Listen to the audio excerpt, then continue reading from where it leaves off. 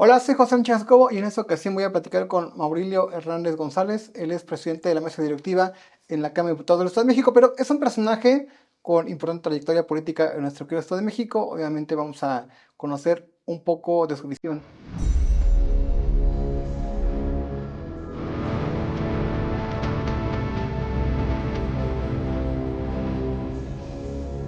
Diputado, qué gusto platicar contigo.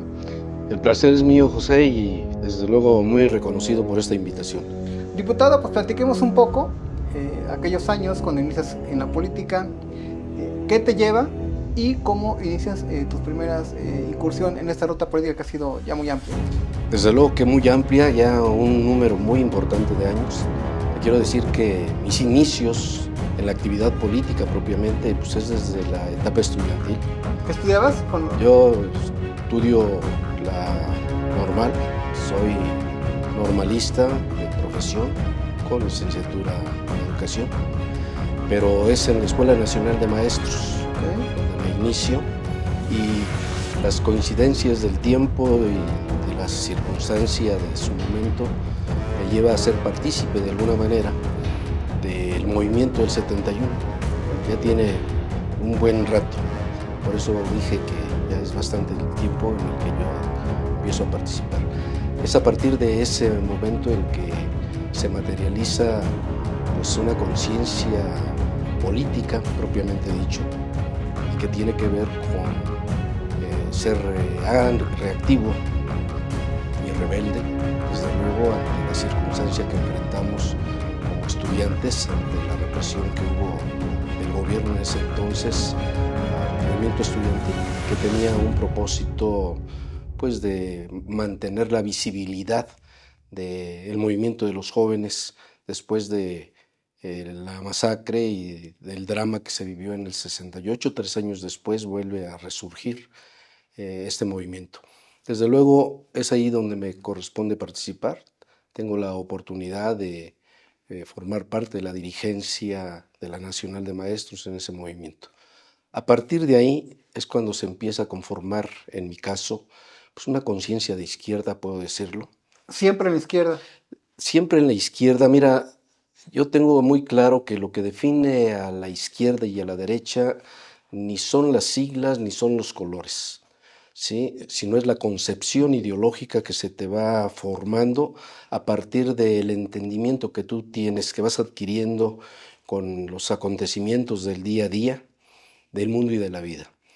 Creo que desde esa etapa, en mi caso, como estudiante desde luego, pero también como un actor ya fundamental de la vida del México de aquel entonces, empiezo a tener mucha claridad de qué es la postura que en mi caso debo asumir como un rebelde ante lo que yo consideré pues la injusticia del Estado, ante demandas justas y sobre todo ante la libertad de expresión que los estudiantes de ese entonces pues estábamos demandando, a partir de lo cual se generaba ya un nuevo paradigma en la organización social. ¿Dónde vivías en aquellos años? En la ciudad, bueno, yo vivía en el Estado de México, desde Ok. luego, estudiaba en la Nacional de Maestros, pero en ese entonces vivía concretamente en Ecatepec, en Jalostoc, y de ahí me trasladaba a la Nacional de Maestros. ¿Cómo eran esos años en Ecatepec? Hoy, pues es el municipio más poblado, con mayor peso electoral del Estado de México, que tiene algunos rezagos,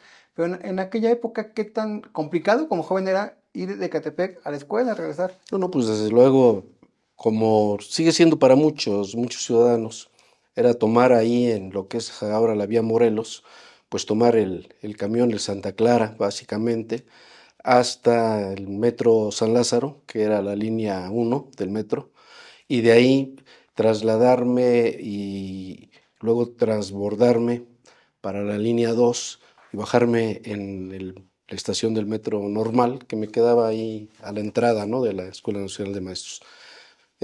Situaciones que no me costaban mayor problema poderlo realizar.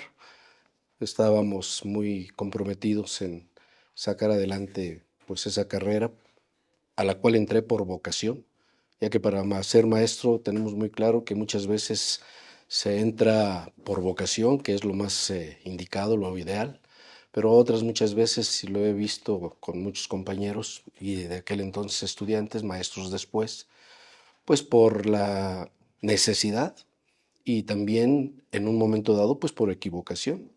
Pero en mi caso fue por vocación. Siempre tuve esa vocación a la docencia y creo que hasta la fecha, en mi actividad cotidiana, independientemente de lo que tenga que hacer, de lo que me corresponda, siempre resurge esa vena de la docencia.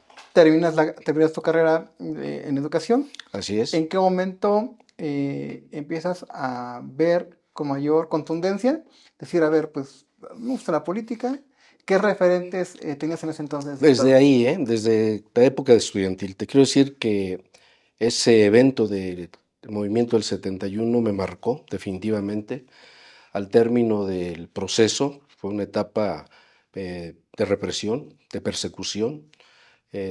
Generamos toda una serie de corrillos, de círculos de estudio, de grupos de estudiantes de las diversas escuelas que participamos en el movimiento, particularmente del Instituto Politécnico Nacional de Antropología, de la Universidad, de la UNAM, y generamos círculos de estudio.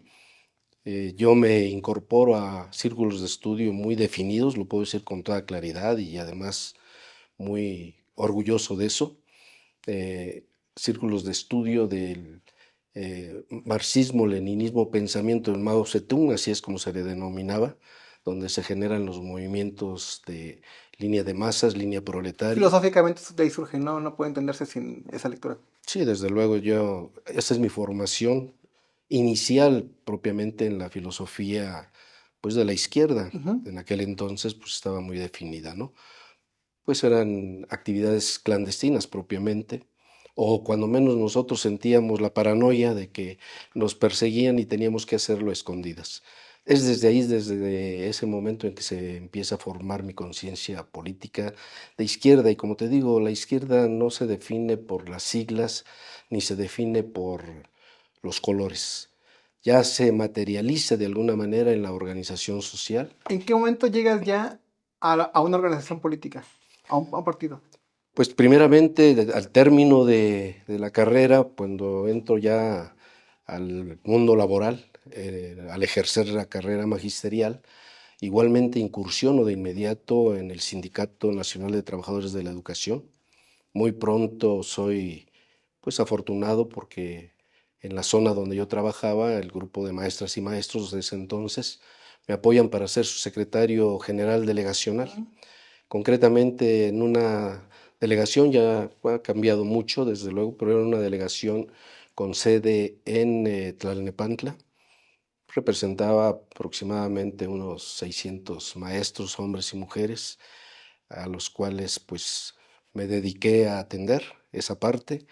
Y con la actividad sindical es con la que vengo materializando la visión política y paralelo a ello, en el ejercicio de mi profesión, de la docencia, pues también creo que hago algunos aportes en el aspecto didáctico, técnico, pedagógico, y que me permite pues aprender más todavía de lo importante que es tener la relación directa con la comunidad escolar, en este caso no solamente los educandos, sino las familias de los educandos. Y se genera desde luego pues esa idea que ahora es muy reconocida como tal, de entender que el maestro pues es un agente de cambio a partir de que tienes una relación directa, una interacción con la comunidad. A partir de ese momento tengo ya un contacto y un trabajo muy directo con la comunidad. Es a partir de ahí que del propio sindicato se me invita a participar en actividades políticas Ujú. para poder representar al propio sindicato ante el Congreso del Trabajo y siendo ya miembro del comité seccional, que es la sección 36 del CENTE, y soy representante en el Congreso del Trabajo, es ahí donde se me promueve para poder ser candidato a diputado federal. Pero había una condición, tenía que afiliarme necesariamente en ese entonces. El Congreso del Trabajo siempre estuvo dentro del propio sector obrero del Partido Revolucionario Institucional. Luego entonces, una de las condiciones era que yo me tuviera que afiliar al PRI. Era la sección 36 a la fecha, obviamente las condiciones políticas son diferentes. La sección más grande del país, de ahí surge el Bester Gordillo, ¿no? Sí, En ese claro. entonces, ¿quién era el dirigente, el diputado? Cuando yo empiezo era el maestro Ramón Carpinteiro González y posteriormente es el Bester Gordillo Morales la secretaria general. Cuando ella era secretaria general de la sección 36, yo era secretario general delegacional. Ahí coincidimos, trabajamos juntos. Lo digo también con mucho pues reconocimiento. Tuve la oportunidad de conocer a la maestra del Bester Gordillo Morales. Fuimos compañeros de lucha, fuimos amigos. Posteriormente, pues ya cada quien siguió su ruta. No coincidimos en algunos temas que no hay por qué ahondar, pero no Claro. coincidimos en algunos temas de la visión, sobre todo de la lucha. En este caso, pues la reivindicación del gremio magisterial.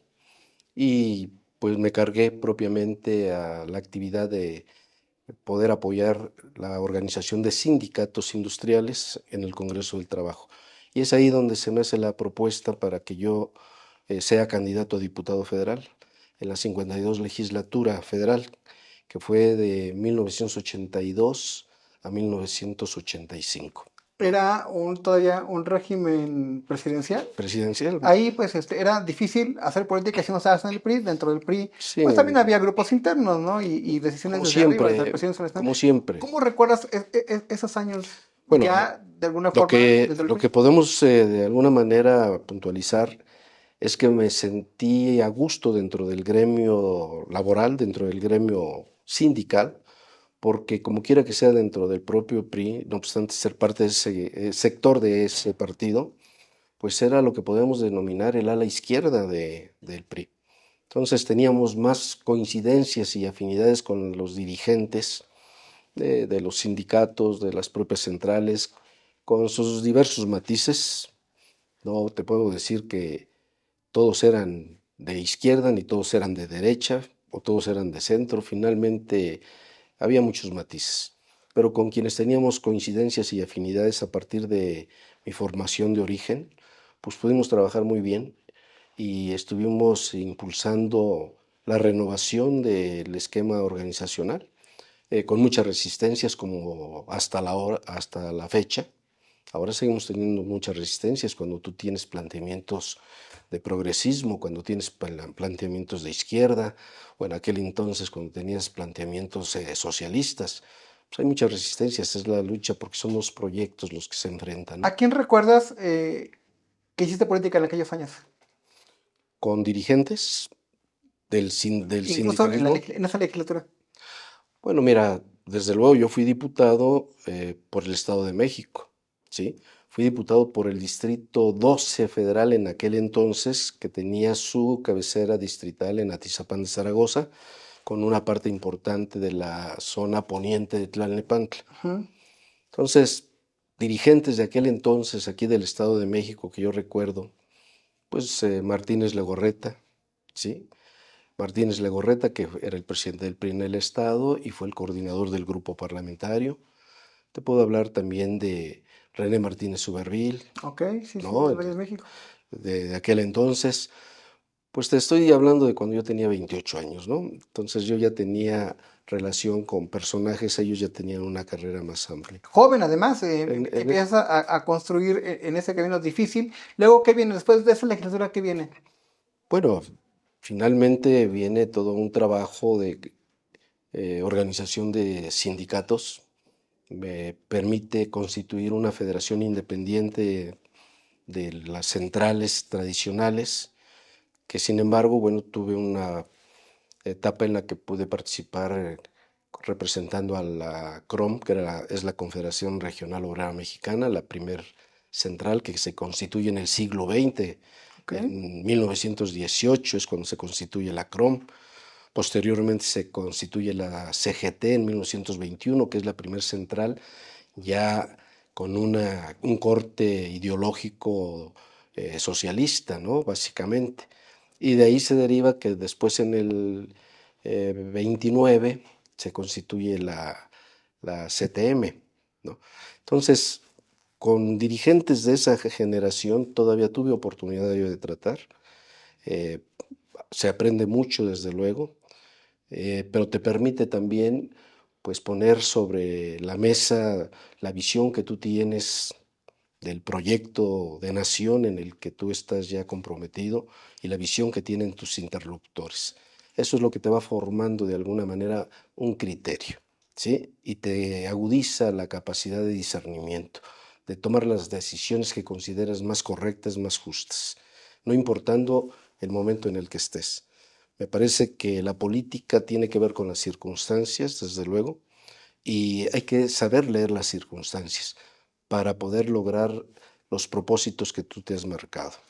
¿Cuánto tiempo te mantienes de alguna manera dentro del PRI en aquel momento? Bueno, todavía concluyo la primera legislatura en el 85, no había la reelección inmediata, pero vuelvo a ser candidato igual del Congreso del Trabajo en la 54 legislatura, es decir, en el 88-91.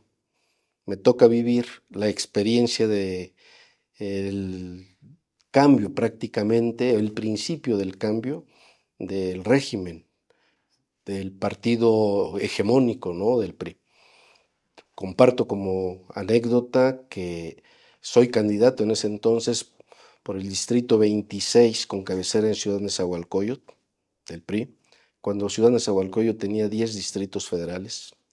Recuerdo perfectamente que en esa elección, que es la primera en la que pierde la hegemonía el PRI, la mayoría simple, ya no digamos la calificada, la mayoría simple en el Congreso, Ciudad Nezahualcóyotl apenas recuerdo que fuimos como 5 los que logramos ganar la elección.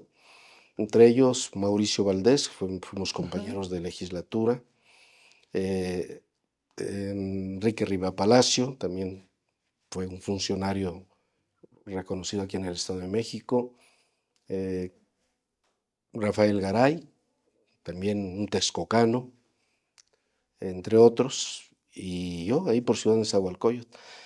Pero aquí lo más interesante es el fenómeno que vivimos, ¿sí? Es cuando se manifiesta al interior del PRI ese primer rompimiento a partir de la corriente democrática que encabeza el ingeniero Cárdenas, Porfirio Muñoz Ledo, Ifigenia Pero en Martínez. aquellos años, diputado, paréntesis, del 88 al 94, Salinas estaba muy fuerte como presidente, pero también empezaba a convulsionarse el PRI, pero el PAN empieza a posicionarse. En esa época hay buena relación entre Salinas, en los líderes buenos de aquel entonces, Castillo Peraz, muchos otros, ganaron Baja California. En ese momento no pasa por tu mente el PAN, no te busca el PAN, no ves que el PAN vaya a ser el partido que se consolide. No, de ninguna manera, y te voy a decir por qué. Resultado de este proceso, cuando se presentan a competir en las urnas un conjunto muy importante de partidos que se organizan en el Frente Democrático Nacional, ¿sí? Encabezado por la corriente democratizadora del PRI, Ujú, por el PMS, ¿no? Por el PPS, ujú. por el PAR, por el Frente Cardenista.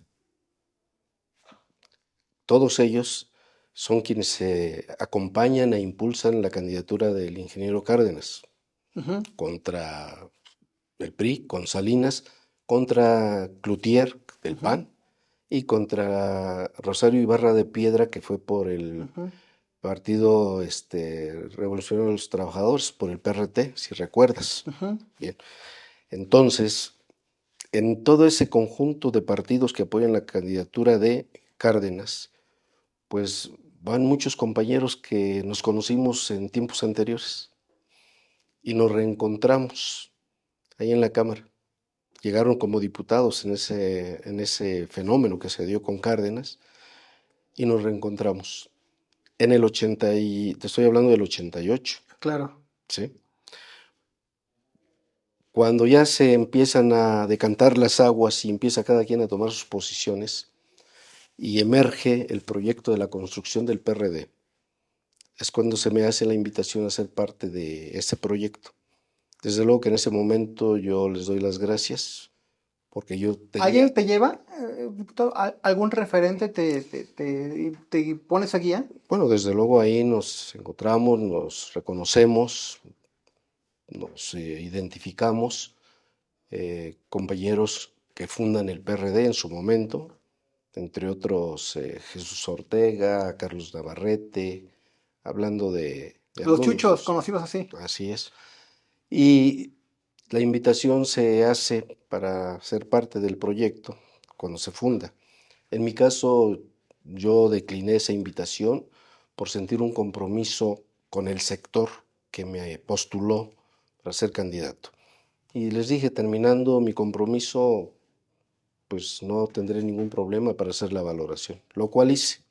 Concluí en el 91 la diputación de la 54 legislatura federal y a partir de ese momento preparé ya mi reincorporación a las filas de la izquierda ya más organizada, desde luego en partidos políticos. Ujú. Mi origen, como bien te lo planteaba, pues no se da en un partido político, se da en el movimiento estudiantil y en la formación ideológica y política a través de la filosofía del marxismo-leninismo, un pensamiento de Mao Zedong. Es así como nos desarrollamos.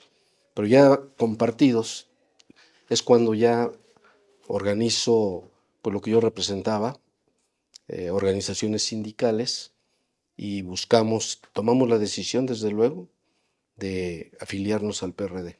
Y es a partir de ahí que nos afiliamos al PRD. ¿Qué papel jugó en aquel entonces el Estado de México? Estamos hablando del 88 al 94, que era Cedillo, viene en el 2000 Vicente Fox. En el corredor del Valle de México, el PAN empiezan a aparecer Carlos Madrazo, José Luis Durán, personajes importantes, después pelean la gubernatura. ¿Qué papel jugaba el Estado de México y tú ya empujando entre llegar a la izquierda formalmente con el PRD? Desde luego yo tengo una función cuando llego al PRD, que es precisamente la de, ¿Estamos hablando de qué año? te estoy hablando ya del 95, Ok. 96, ¿sí?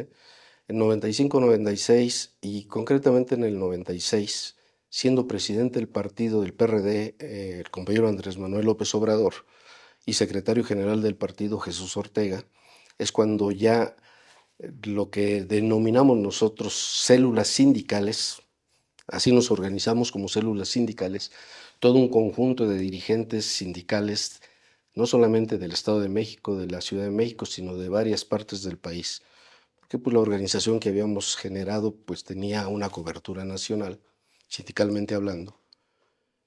Tomamos la decisión y se me encarga el trabajo de ir haciendo la labor proselitista, de invitar a sindicalistas, a obreros, a afiliarse al partido, porque la afiliación era individual, personal, no era colectiva, ¿sí? Entonces yo me dedico a estar invitando, a estar sumando afiliados y militantes al PRD. Pero es en el 97 cuando ya el partido, el PRD, me hace la invitación para ser candidato a diputado federal por el PRD, por el Distrito 7 Federal con cabecera en Cuautitlán Izcalli. Ok. Entonces es cuando yo ya entro a la competencia, en el 97, representando al PRD. Ya con dos experiencias legislativas. ¿Perdón? Ya con dos experiencias pasadas legislativas. Sí, sí, sí, desde luego. Pues ya, O sea, ya ya. llegas con la experiencia, pero con No, no, otro ya, partido, pero con ya. experiencia. Sí, Ya, sí, ya sabías a lo que ibas a la Cámara. totalmente de acuerdo. Yo ya tenía la experiencia de dos legislaturas, Ujú, la ujú. 52 y la 54. Entonces, en el 97 soy candidato del PRD en Cuautitlán Izcalli, con todo el apoyo de nuestro amigo Higinio Martínez, que era el Ay, ¿cómo lo presidente. conoces? Pues en el 96 nos conocemos y en el 97 ya él siendo presidente del partido en el estado, pues me da todo el respaldo, todo el apoyo para poder hacer mi campaña, en virtud de que, bueno, pues el partido estaba apenas en ciernes, ¿no? Sí, pero con un Cuando, empuje sí, nacional, ¿no? desde luego, pero no es suficiente, es como actualmente yo lo digo y con mucha responsabilidad. El Movimiento de Regeneración Nacional, en tanto no tenga una estructura bien definida como ya se ha marcado a través de la conformación del partido, y si sigue creciendo sin que crezca esa estructura, sin que se fortalezca, sin que se perfeccione esa estructura, se corre el riesgo de que sea un movimiento amorfo, ¿sí? Y cuando los movimientos son amorfos, corren el riesgo también de difuminarse, de dispersarse, que toda esa energía que se debe concentrar para los propósitos en tiempo muy concreto y en una ruta muy definida, se puede en el camino diluir. Ok. Entonces, en ese entonces, pues estábamos viviendo esa experiencia en el PRD. Sí, ya era partido, pero teníamos el problema de que no teníamos una estructura sólida a nivel nacional, ni en, y en los estados se estaba construyendo, y en una elección federal, pues lógicamente que había distritos ya muy consolidados, pero había otros distritos que apenas estaban en un proceso de reagrupamiento o de Ajá. organización. Era el caso del Distrito 7 en ese entonces en Izcalli. ¿Lo ganas? No, quedo en segundo ¿Qué haces en lugar, segundo lugar? quedo en segundo lugar por una cantidad de votos pues relativamente poca para la experiencia. Ahí quien gana es el PAN, Ok. pero al PRI pues lo mandamos a tercer lugar. Yo perdí por 2,000 votos de Es que ahí diferencia. empieza el posicionamiento del PAN, ¿no? En esos años, en la En zona. esos años es cuando empieza el famoso corredor azul, ¿Quién ¿sí? ganó? ¿Recuerdas quién era? No recuerdo bien ¿Julián el Angulo? ¿Quién era? nombre. No, él era Angulo, creo era el presidente municipal en Ok. ese entonces. Para diputado federal no recuerdo. Él gobernaba ya Izcalli en el 97 cuando Ujú. fue esa elección. Eh, Apoyó lógicamente a su candidato. Yo quedo en segundo lugar. En tercer lugar queda el candidato del PRI, realmente muy abajo, una diferencia de casi 15,000 votos que para aquel entonces el PRD le sacó al PRI, pues ya fue un dato muy importante, interesante.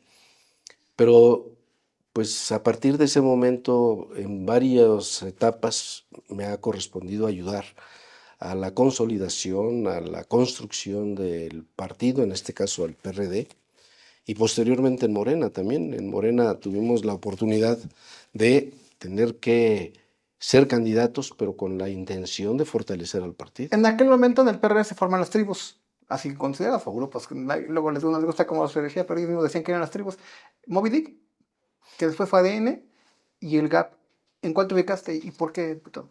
Mira, a nivel nacional se identifican principalmente dos grupos, ¿no? Sí, Moby Dick que tiene su origen en Nezahualcóyotl, era Movimiento Vida Digna, Como Néctor Bautista. con Héctor Bautista al frente, el Grupo de Acción Política, el GAP, con Higinio al frente, Higinio Martínez al frente, en el Estado de México.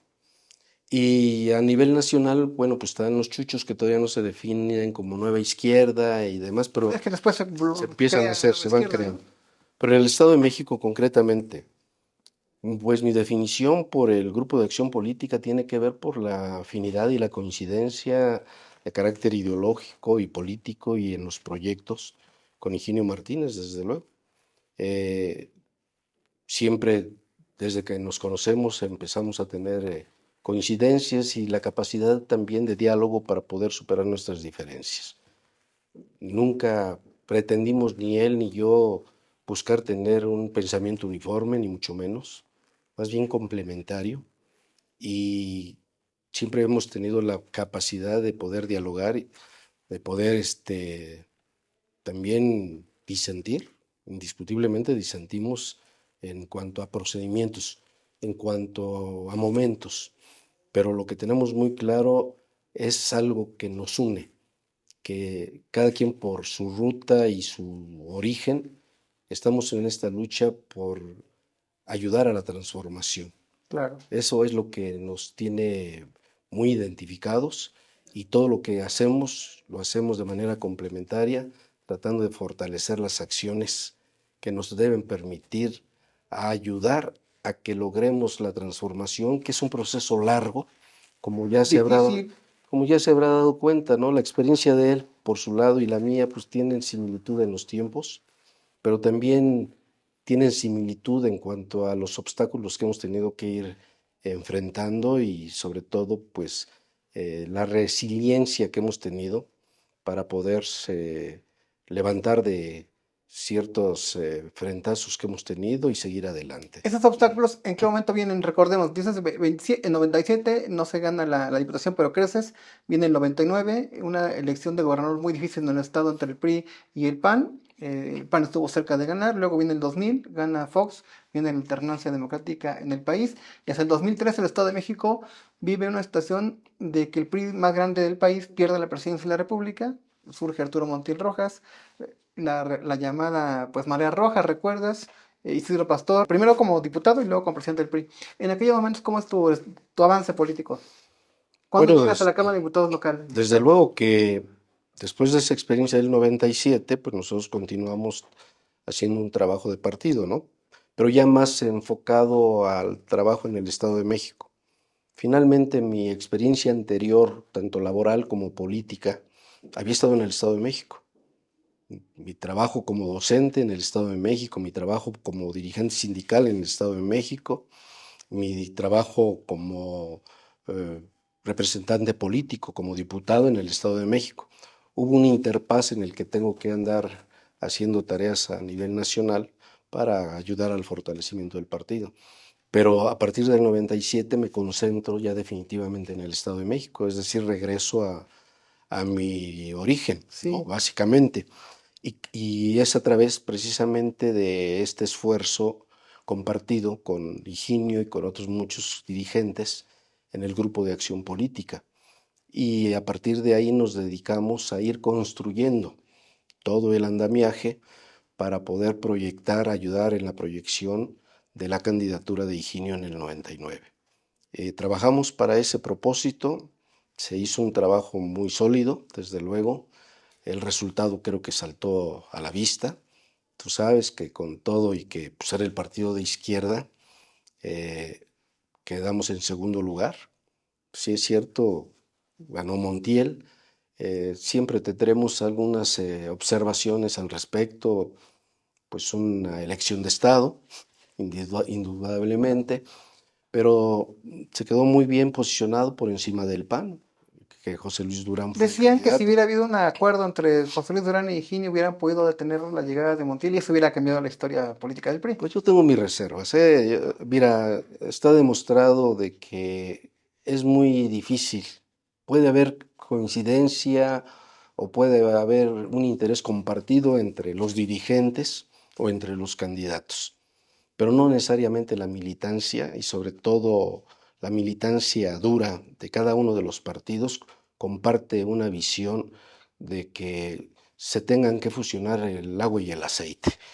Yo creo que las ideologías tienen de alguna manera un signo distintivo y ese signo distintivo se refleja en la visión del tipo de sociedad por la cual tú luchas, consecuentemente el tipo de gobierno que necesitas construir y por lo tanto tienes que diseñar un proyecto de nación.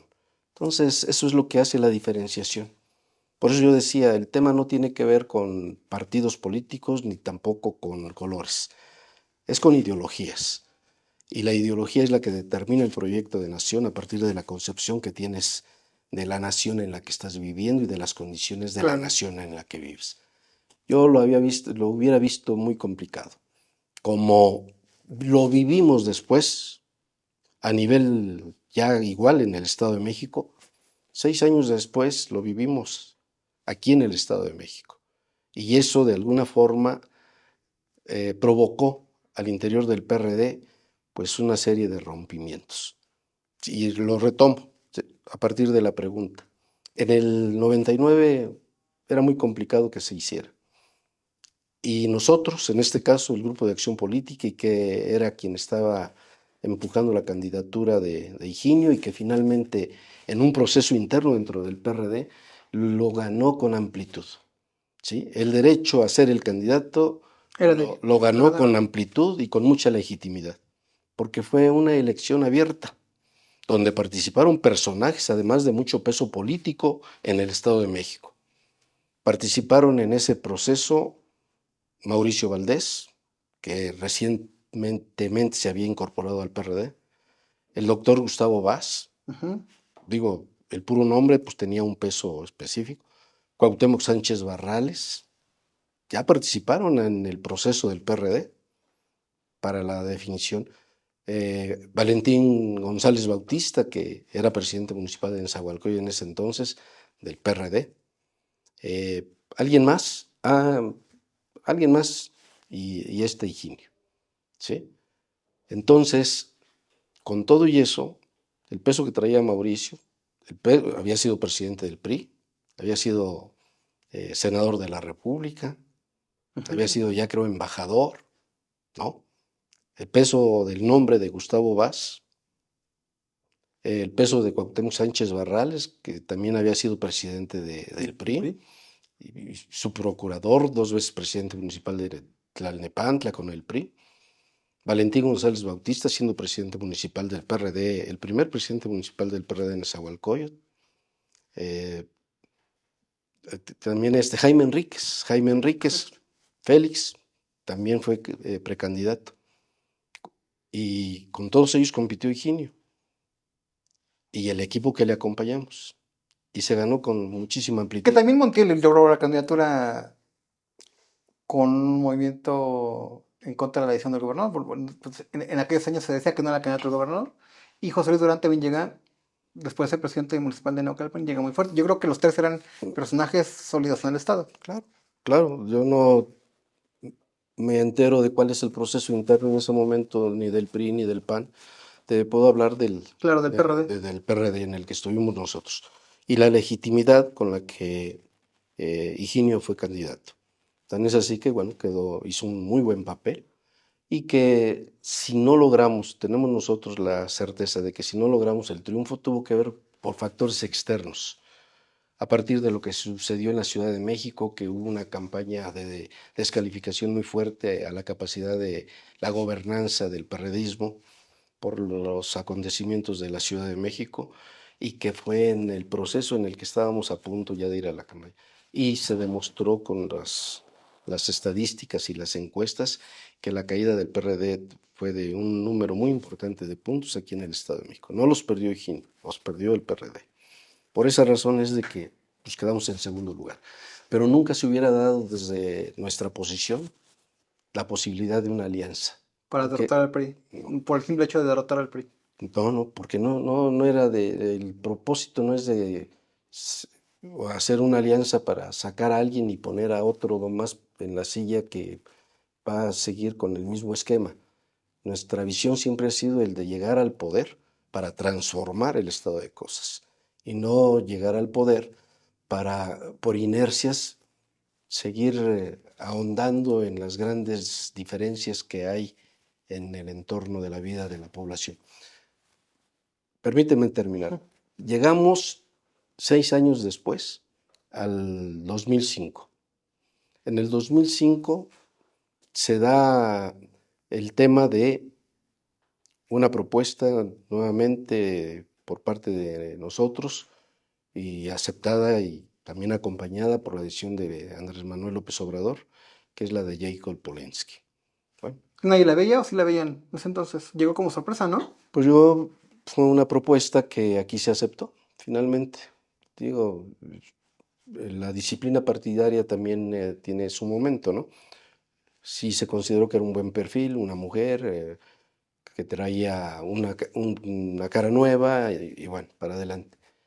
No se dieron las condiciones, pero esto nos remite hasta el 2011, donde se vuelve a presentar la posibilidad por una parte importante de los dirigentes del partido, tanto nacionales como estatales, de construir una alianza con el PAN para sacar al PRI. Un tema en el cual nosotros, el Grupo de Acción Política, con Higinio al frente y un conjunto de dirigentes, no estuvimos nunca de Se acuerdo. hablaba de Rubiel Ávila como posible candidato incluso en aquellos años, ¿te acuerdas? ¿Con quién? De Rubiel Ávila. Sí, bueno, ese fue un tema que saltó por ahí de repente, pero concretamente el tema tiene que ver con lo interno. Aquí internamente había una corriente de opinión que buscaba que se hiciera la alianza con Acción Nacional, que encabezaba Héctor Bautista, ¿sí?, con el presidente del partido en el Estado, que era Luis Sánchez, en el Sí, Estado expresidente de NASA también. también. Y a nivel nacional, con Chucho Ortega como presidente del Comité Nacional y la Nueva Izquierda, ¿no? Y ya existía ADN. Y ellos empujaban el asunto de hacer una alianza con Acción Nacional para sacar un candidato y sacar al PRI. Nosotros no estuvimos nunca de acuerdo porque eso era una estrategia, que era una prueba que querían, porque ya había un acuerdo entre la dirigencia nacional del PRD en ese entonces, al más alto nivel, se puede afirmar sin lugar a dudas que con el propio presidente Calderón, de que se pudiera sacar la candidatura. Pero las dos propuestas eran inaceptables, cuando ¿Quiénes menos eran? para nosotros. Pues para el Estado de México se estaba planteando a Mena Luis Bravo Felipe Mena, Bravo Mena. José Luis Bravo Mena, Luis Felipe. Luis Felipe Bravo Mena, ¿no? De Ujú. Naucalpan.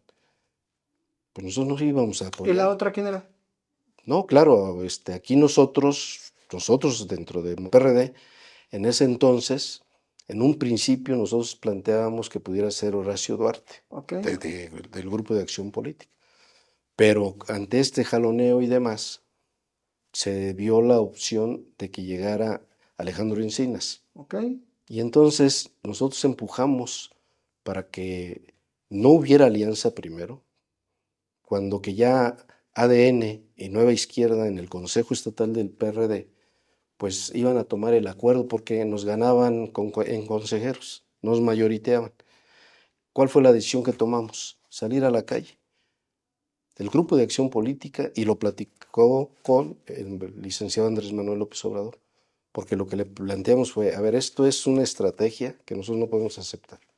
Se quiere experimentar en el Estado de México la posibilidad de que sí puedan dar resultados electorales, una alianza del PRD con Acción Nacional, primero en el Estado de México, 2011.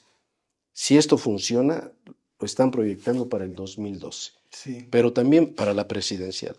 Pero desde luego no pensando en que el candidato a la presidencial pudiera ser Andrés Manuel López Obrador, como lo veíamos Que nosotros. aquí se dijo, ¿recuerdas? Que esa alianza le había impedido el PRI a través de acuerdos con el PRD, porque ya había la experiencia que estaba construyendo Puebla, Oaxaca y Sinaloa, que sí funcionaron.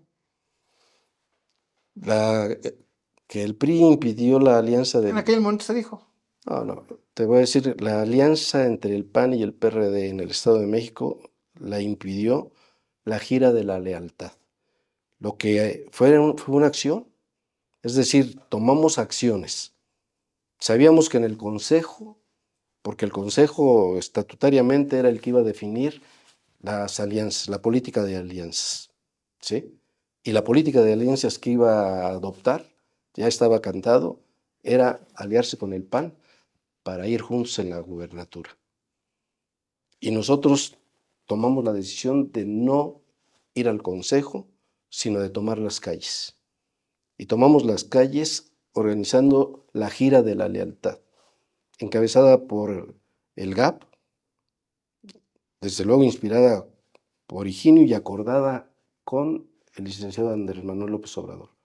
La gira de la lealtad la encabezó el licenciado Andrés Manuel López Obrador junto con Higinio aquí en el Estado de México. Y los que íbamos con ellos en toda esta gira por todo el Estado éramos los del Grupo de Acción Política. En algunos municipios se presentaban grupos del PT, ¿cierto? ¿Sí? Y nos acompañaban Claro. grupos del PT con Oscar, que también coincidía con nosotros en ese momento. Eso provocó pues una reacción interna, ¿sí? Es decir, se movilizó, hubo expresiones de la militancia de estar en contra precisamente de esa alianza, no obstante que ya lo tenían muy cuadrado, y provocó que tomaran la decisión la Dirección Nacional del PRD y la Dirección Nacional Estatal del PRD aquí, de ya no llevar este tema al Consejo y dejar que se tomara la decisión de que fuera un candidato nuestro. nuestro digo del PRD. Y entonces la propuesta fue Alejandro Encinas. Pero esa fue la experiencia más nítida del por qué nosotros siempre hemos tenido muy claro que no podemos hacer alianzas de ese tipo. Las hacemos con quienes tenemos coincidencias y afinidades, ¿sí? De carácter ideológico, político, programático y sobre todo que coincidimos en un proyecto fundamental que es transformar la nación. Por eso compartimos la cuarta transformación de la nación que inspiró a Andrés Manuel López Obrador. En términos legislativos, que tú tienes una visión importante, el PRI de aquellos años tuvo dos momentos en los que perdió mayoría. Uno, cuando se rompe la bancada del PAN, que logran un bloque independiente, y en 2017 ya en el gobierno de Alfredo del Mazo, que Morena ya como partido logra ganar mayoría. ¿Qué diferencias ves entre esos dos momentos? Bueno, hay una diferencia cualitativa desde el punto de vista político muy fuerte. En aquel entonces, sí, pierde la mayoría el PRI aquí en el Estado de México, pero la recupera con muchísima facilidad, haciendo acuerdos seculares y bueno, somos muy respetuosos de la decisión de los diputados que en ese entonces se expresan como independientes y posteriormente pues juegan un rol de bisagra, desde mi punto de vista, que es el que permite que de alguna manera puedan maniobrar todavía el gobierno, pues es el gobierno de Arturo Montiel, Arturo ¿no? Montiel, Sí, claro, en es el gobierno de 2003 hacia Arturo 2006. Montiel, puedan maniobrar pues para sacar los temas adelante. Nunca se sumaron al PRI, pero fueron un grupo independiente, se les reconoce, tienen que hacer ahí alguna serie de ajustes a la ley orgánica, al reglamento, pero se les reconoce como grupo parlamentario, cosa que actualmente la actual ley orgánica y el reglamento no se permite el reconocimiento de grupos independientes como tales. Es decir, un diputado o 2 o 10 diputados pueden ser diputados sin partido, pero no se les reconoce como una fuerza política al interior, como se les reconoce a los representantes de los partidos políticos. Podríamos decir que tuvimos la experiencia en la misma 60 legislatura, cuando desaparece el partido Encuentro Social, pierde su registro. Al perder su registro, sus diputados se quedan sin partido y no se les reconoce como diputados sin partido o como grupo parlamentario, no se les reconoce. Son diputados sin partido, pero ya no tienen funciones ni voz dentro de la Junta de Coordinación Política, que es el órgano de concertación de las diversas fuerzas políticas que convergen en la legislatura.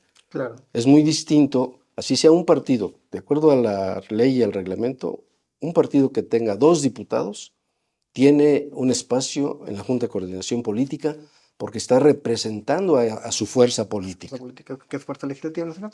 Y puede haber 4 o 5 diputados, ¿sí?, que no tienen partido y no tienen representación, por lo tanto, en la Junta de Coordinación Política. En aquel entonces sí hicieron ese cambio.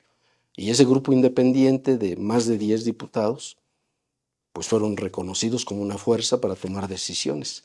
Y eso fue lo que permitió, Le dio gobernabilidad. le dio gobernabilidad. En el 2018, cuando gana Morena, pierde el PRI mayoría. Sin embargo, bueno, tú fuiste coordinador. Sí lograron sacar sus cosas importantes. ¿El PRI cómo fue esa relación, diputado? A ver, nosotros ganamos la mayoría simple. En ese entonces somos 38 diputados, como grupo parlamentario nada más. Ya con eso tenemos mayoría simple. Se suman, desde luego, los votos de nuestros aliados, del PT y de Encuentro Social en ese momento, lo cual nos daba 52 diputados, con lo cual teníamos la mayoría calificada. ¿Qué es lo que nosotros planteamos? Desde luego, desde el primer momento, cuando se inicia la legislatura, cuando se rinde protesta, con la presencia del gobernador del Mazo, en mi carácter de representante del grupo parlamentario, del grupo mayoritario, Yo establezco de manera directa, viéndonos a la cara con el gobernador, que estábamos viviendo el principio de un cambio de paradigma y que el propósito fundamental de la mayoría en ese momento de la legislatura era garantizar y respetar la división de poderes, que nos tendríamos que estar viendo como iguales, los poderes, el poder legislativo, el poder ejecutivo y el poder judicial, a partir de lo cual tendríamos que tratarnos como interlocutores y que pues nosotros estábamos abiertos. ¿Cómo lo sentiste? ¿Cómo percibiste a Alfredo del Mazo? Bien, receptivo desde ese momento. Él tuvo muy claro que no tuvo la mayoría, no tenía la mayoría y teníamos que hacer construcción de acuerdos, pero viéndonos como pares. El poder legislativo no puede estar supeditado al poder ¿No ejecutivo los y minimizó viceversa. como en otro momento otros gobernadores de la Cámara? Desde luego que no. El trato fue de pares. ¿Y la relación cómo se llama? ¿Era directa entre tú como presidente de la Junta de Coordinación Política y el gobernador? ¿O había como antes el secretario de gobierno o otro interlocutor? Directa, y desde luego, pues, desde luego la función que tiene el secretario general de gobierno, que es el responsable de la política interna, pues tiene la interlocución más inmediata, ¿no? Con O sea, todos sí los hablabas con los actores. dos, con el secretario de gobierno y con el gobernador. Sí, desde luego, con el secretario de gobierno y con el gobernador, indiscutiblemente.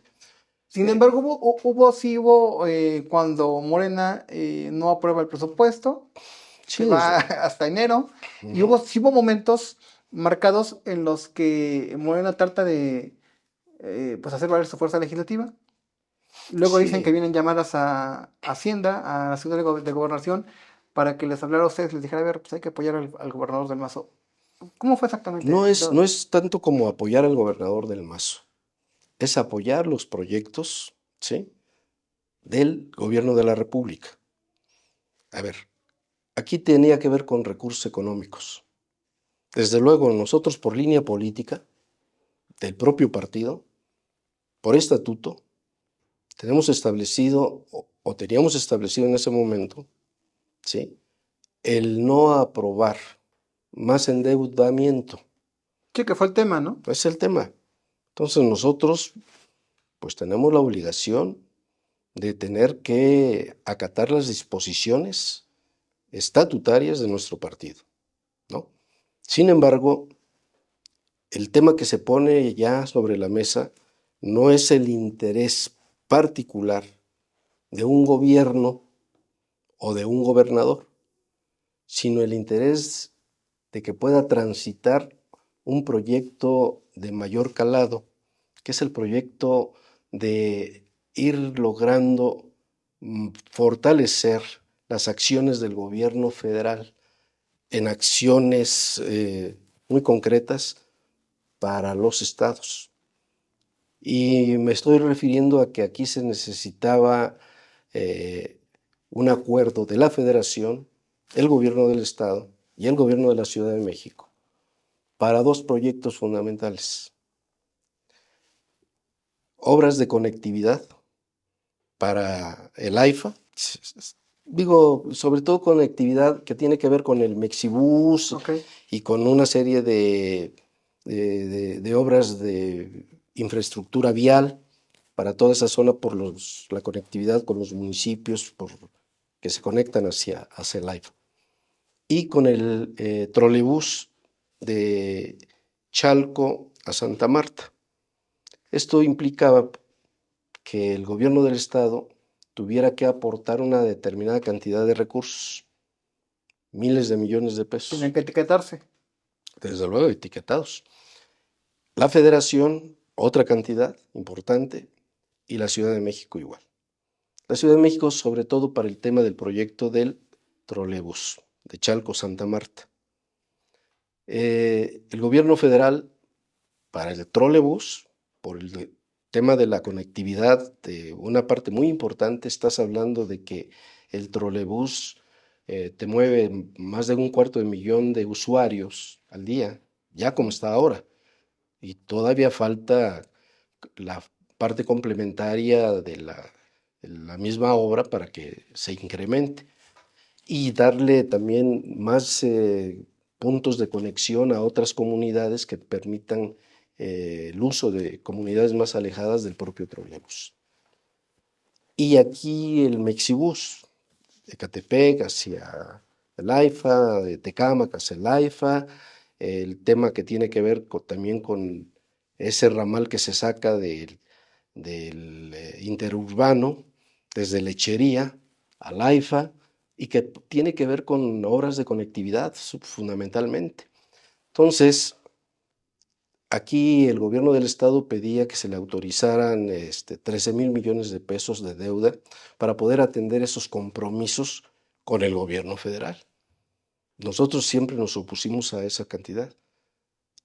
Y después de Hubo muchas, tensión. muchas Sí hubo negociaciones, llamadas del gobierno federal para pedirles que le autorizaran eso al que gobierno del nosotros estado. hiciéramos la valoración del costo-beneficio que esto implicaba, ¿sí? No solamente para el beneficio de la población con estas obras, sino también lo que políticamente esto representaba. Nos quedó muy claro que el tema no era un tema particular de interés del gobierno del Estado, era un tema de interés compartido, es decir, un tema de Estado, ¿sí? Pero no les autorizamos 13,000 millones de pesos, les autorizamos 7,000 millones de pesos, haciendo desde luego un cálculo con la Federación, con Hacienda también, de que cuál era lo que realmente tenía que aportar el gobierno del Estado, porque dentro del presupuesto ordinario del Estado, pues no tenía para poder cumplir con esos compromisos. Necesitaba que se le autorizara eso. Se demostró que tenía capacidad crediticia, se demostró que no iba a tener problemas para poder cumplir con sus compromisos, y a partir de ahí, después de prácticamente mes y medio de que debió haberse autorizado el presupuesto, pues se le autorizó. Pero de alguna manera, en un acuerdo político de Estado que implicaba desde luego el interés del gobierno federal, del gobierno del Estado sí, pero también el interés de la población que se tiene que ver beneficiada con estas obras. Así que el tema tiene que ver muchas veces con cuál es la naturaleza de, de los acuerdos que tú vas a construir, siempre y cuando sean para beneficio de la población y que no ponga en riesgo la viabilidad de la economía de una entidad. ¿Tú estás consciente o seguro de que como grupo parlamentario con la mayoría que tenían, sí hicieron valer el peso de posición legislativa en el Estado de México en esos años? Sí, desde luego, porque no se reduce nuestra actividad exclusivamente a eso. Creo que se logró algo muy importante. Eh, Sin que tuviéramos nosotros como partido el gobierno del Estado, pues sí éramos de alguna manera un factor determinante en el equilibrio que para la gobernanza se requería, porque desde la legislatura pudimos haber inclinado la balanza para poder frenar, si ese hubiera sido el propósito, el avance, el desarrollo de los trabajos de gobierno. Pudimos haberlo hecho. Sin embargo, no es la visión que nosotros tenemos.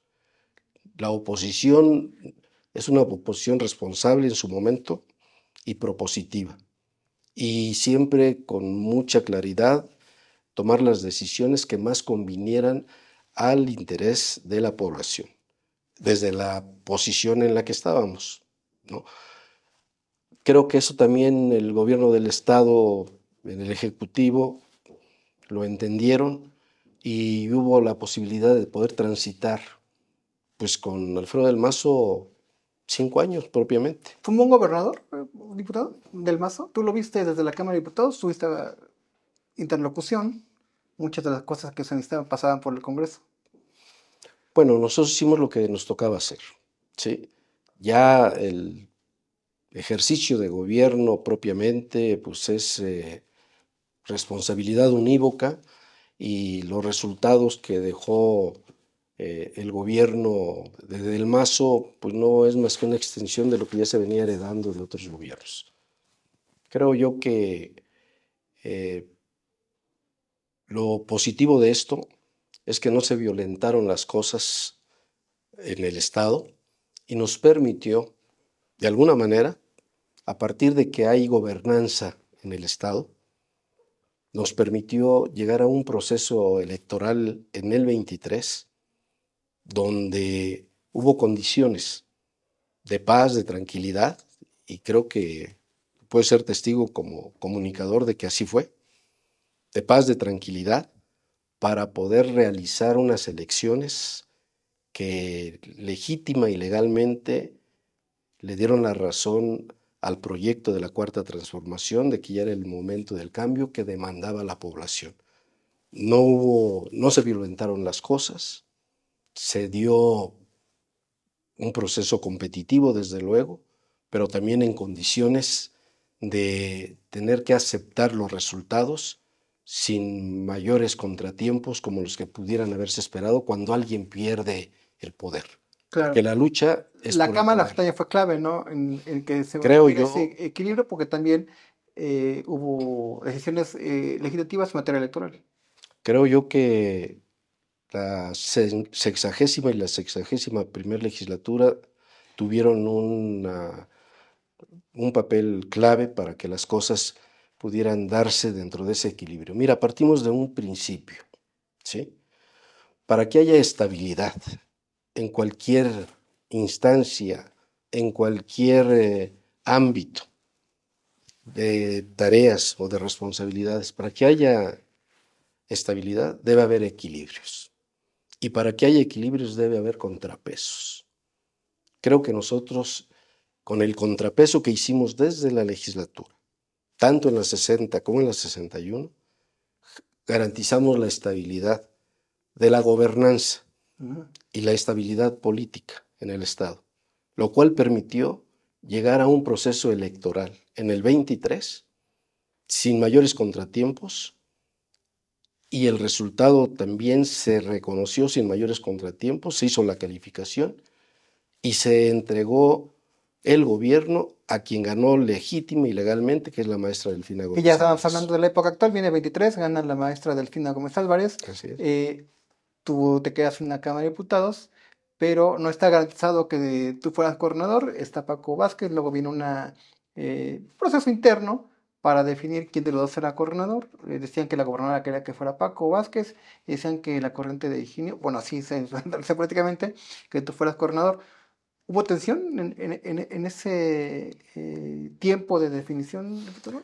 Oh, tensión no. Mira, finalmente tenemos muy claro cuál es el propósito superior que nos anima. Nosotros tenemos una coincidencia fundamental. Tenemos un propósito superior, que es ayudar a la transformación. Si estamos en un municipio, desde el municipio. Si estamos en la legislatura, desde la legislatura. Si estamos en el gobierno del Estado, desde el gobierno del Estado, en cualquiera de las responsabilidades que se tengan. Quienes estén en el nivel federal, igual. Todos los que somos parte de este proyecto de la Cuarta Transformación tenemos la obligación de cumplir con una responsabilidad, con una tarea, la que nos toque y en el lugar que nos toque. Claro. Todo tiene que ser, desde luego, hablado. Desde luego que los cambios no son en automático, es todo un proceso. El haber llegado a donde estamos en este momento, cambiando el paradigma de un régimen que duró 80 años, estamos empezando a cambiar ese paradigma. Un régimen, Hay cosas por hacer. estamos empezando. El paradigma no se va a cambiar en un periodo de gobierno, ni a nivel federal, ni en el Estado, ni a nivel de los municipios. Un paradigma para cambiar un régimen te debe llevar no menos de una generación. Estás hablando de que cuando menos nosotros necesitamos en 4 presidencias más y con esta 5 de la República, ir consolidando la infraestructura y el andamiaje que nos permita ir renovando todo lo que tiene que ver con el viejo régimen. ¿Y por qué le decimos el viejo régimen? Porque se desgastó, porque ya se agotó, Claro. se agotó.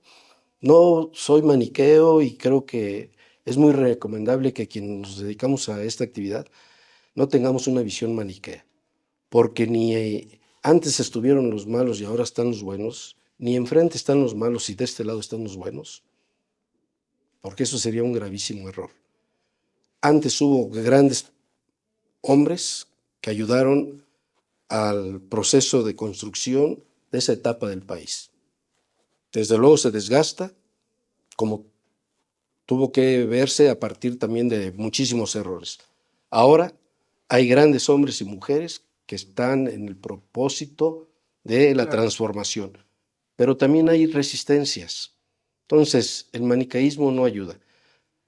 Hay del lado de la oposición ahora gente muy valiosa, como también del lado de quienes tenemos el gobierno. Pero igual tenemos fallas. Entonces, ¿qué es lo que necesitamos nosotros? Estabilidad, ¿sí? Y para ello necesitamos equilibrios. Y el equilibrio lo da el contrapeso. Al interior del grupo parlamentario se estuvieron estableciendo las posiciones. La mayoría de los diputados tomó la decisión de que quien fuera el coordinador fuera el compañero Francisco, sin ningún problema. Prácticamente todos los que estamos ahora al frente de estas responsabilidades venimos de la misma, tenemos el mismo origen. Francisco, la maestra, nuestra gobernadora, Horacio, Higinio, tu servidor, por decirte los que estamos hoy. Tenemos el mismo origen. Tenemos ahora distintas responsabilidades. Y para mí la responsabilidad de Paco es tan importante como la que yo he tenido en este momento o como la que tendré como Pero diputado. esta posición de presidente de la mesa fue un acuerdo.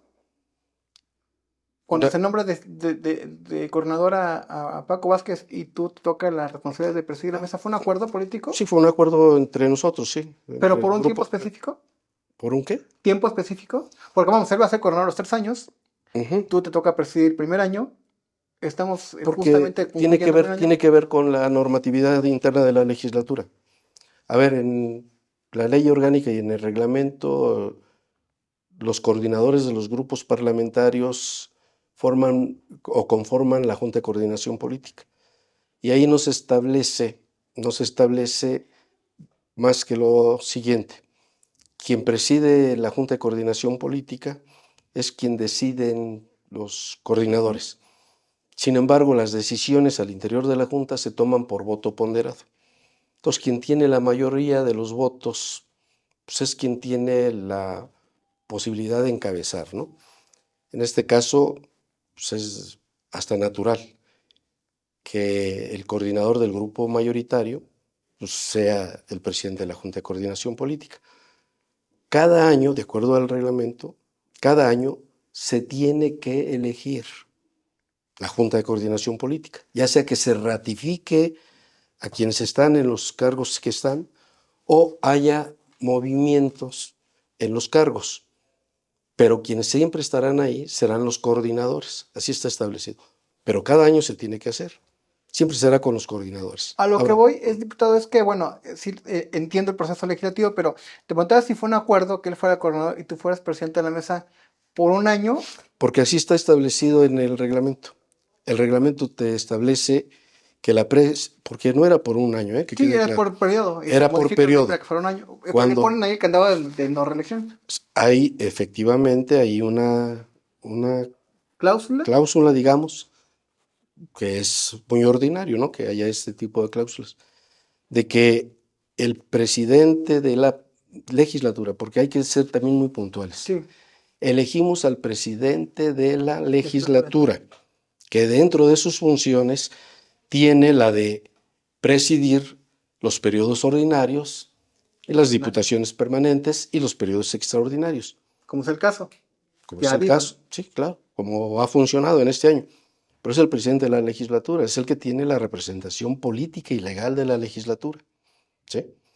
Entonces establece que dura un año y que no podrá reelegirse de manera inmediata.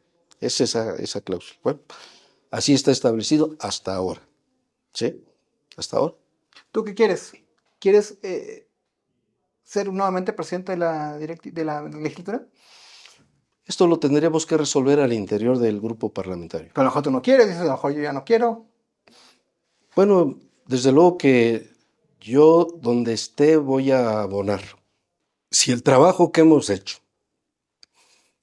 genera la confianza al grupo parlamentario de que podemos o debemos seguir, se tomarán las medidas necesarias. Y si se cuenta también con el respaldo de diputados de los otros grupos, pues yo creo que no habrá ningún problema. Y si es así, yo no tengo ningún problema en continuar con esta responsabilidad. Pero no tiene que ver más de fondo los acuerdos políticos, de equilibrios. Sí, claro, tiene Porque que si no hay ver, acuerdo, pues aunque están pues el intenciones. acuerdo se da a partir de que haya pues esa voluntad política, ¿no? Y la voluntad política es el resultado de la confianza política. Tú no puedes tener una acción o un acuerdo sin voluntad política cuando no hay pues una confianza. Claro. Entonces, si yo he logrado con mi trabajo ahora, y que no se tendría que medir nada más lo de ahora, yo creo que hay toda una historia, ¿no? Me parece que cada quien va construyendo su historia y además entender que todos son procesos. Diría alguien, y me parece que es un tema que se ha manoseado mucho, que el relevo generacional, a mí me parece que el relevo generacional es natural. La propia vida te establece de manera natural el relevo en todas las actividades de la vida, ¿no? Entonces eso se va dando de manera natural. No es que el relevo generacional sea un asalto a los tiempos, ¿no? De manera, yo ocupé mis espacios, ¿sí? De manera natural, cuando ya la estafeta se tiene que ir entregando. Te comento, fui diputado federal a los 28 años, dirigente magisterial, dirigente del Congreso del Trabajo, etcétera. Pues muy joven, ¿no? Bueno, y he seguido cumpliendo con responsabilidades. Entonces, ahora hay un número de jóvenes muy importantes, muy valiosos, tienen que caminar el camino y los que ya lo recorrimos ya lo conocemos y esa es una ventaja que se tiene que aprovechar para poder compartir y heredar pues toda una serie de experiencias. Entonces, en este momento, si de algo sirve todo lo que trae uno acumulado de experiencia y de resultados, también es lo que hay que contar, ¿no? Pues me parece que hay que aprovecharlo. Cuando alguien definitivamente no ha dado resultados, no tiene actitud, no tiene disposición, pues me parece que también sería un error estarle insistiendo. Simple y sencillamente, no quisiera yo que este tema fuera a ser un elemento de conflicto al interior del grupo parlamentario. Durante 6 años, como coordinador que fui en las 2 legislaturas, uno de los propósitos centrales, mi premisa fundamental, fue cohesionar, mantener al grupo parlamentario cohesionado. Y lo mantuve en la 60 y lo mantuve en la 61. Sería una incongruencia de mi parte que ahora yo fuera un factor de conflicto. Pero también con los canales parlamentarios de otros partidos tienes buena relación, ellos se expresan bien de ti. Gente como Miguel Sámano, como Pepe Cotolén. Tengo una relación, te digo, de pares y de respeto mutuo excelente. Simple y sencillamente con los actuales coordinadores, con Oscar, con Pepe Cotolén, con Ah, Juan Cepeda, ¿no? Pablo Con, Fernández, con Pablo, ¿quién más es Omar Ortega. con Omar? No tenemos, digo, las diferencias políticas normales, pero también hemos tenido la madurez y la capacidad para poderlas superar y llegar a coincidencias y llegar a acuerdos, Claro.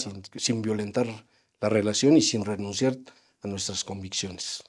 Diputado, para ir finalizando la conversación, con tu experiencia que has observado y que hemos platicado en esta conversación, eh, ¿qué decirle a la gente de Morena que hoy ya a 4 años del 29, sin pensar que todavía que hay que pasar el 27, ya empiezan a ver hacia acá, hacia tal posición, hacia cuál, para la gubernatura del Estado de México. ¿Cómo administrar este tiempo? Porque hoy podríamos pensar que Morena tiene garantizado que con cualquier candidato gane el 29, cuando pues falta mucho por ver, ¿no? Yo creo que, mira, en política los tiempos no los determina el entusiasmo, la aspiración. Los tiempos los determinan las circunstancias. Y cuando digo yo que la política tiene que ver mucho con las circunstancias, es también con los resultados. Y tenemos que dar resultados. Quien aspire a cualquier encargo, a cualquier candidatura por parte del partido, tiene que dar, ante todo, resultados en las encomiendas que tiene actualmente o las que tiene vigentes. Si no hay resultados, tampoco se tiene derecho a demandar o a exigir. Aspiraciones, pues todo el mundo tiene aspiraciones, ¿no? Y son legítimas. Pero yo creo que en el partido también la madurez se mide a partir de que las decisiones se tomen con los mejores perfiles, y los mejores perfiles se identifican de manera tangible con sus resultados, con sus aportaciones. Yo invitaría a que pudiéramos nosotros no perder la brújula, y la visión que se tiene es un proyecto de nación, y es donde tenemos que entendernos. ¿Y cuál es el proyecto de nación?, preguntaría alguien. Pues erradicar un régimen que fue diseñado para mantener un sistema, ¿sí?, que se caracterizó por pues, injusticias, por falta de oportunidades, y que deja saldos muy negativos en materia del bienestar para la población en general, salud, educación, seguridad. Entonces, todo eso lo tenemos que recomponer. Y para ello necesitamos generar un nuevo marco constitucional, un nuevo marco legal, un nuevo marco jurídico, pero también reformar la forma de hacer política. Entender que la política es la actividad humana que tiene como propósito fundamental el generar las mejores condiciones para la convivencia armónica de los ciudadanos en sociedad, y consecuentemente garantizarles a cada quien de manera equitativa lo que están demandando. La actividad política no se puede entender de otra manera. Okay. Y por esa razón pedirles que pues, no nos distraigamos, porque de lo contrario pues puede haber desencanto. Hay que dar los mejores resultados, los diputados donde estemos, los funcionarios públicos del gobierno del Estado, los funcionarios públicos del gobierno federal, los gobiernos municipales. Tenemos la gran mayoría, es decir, tenemos el gobierno, y el gobierno es el instrumento para que podamos nosotros generar el bienestar para la gente. De lo contrario, esto podría calificarse como un gatopardismo. Okay. Y nosotros no estaríamos dispuestos a aceptar que el esfuerzo de tantas décadas, de tantos cientos o miles de luchadores, se reduzca a fingir un cambio a través de un supuesto movimiento para que las cosas continúen igual. Pues diputado, muchas gracias por la conversación. Al contrario, José, muy amable, y estamos a tus órdenes y a las órdenes de tu auditorio. Pues muchas gracias y hasta la próxima.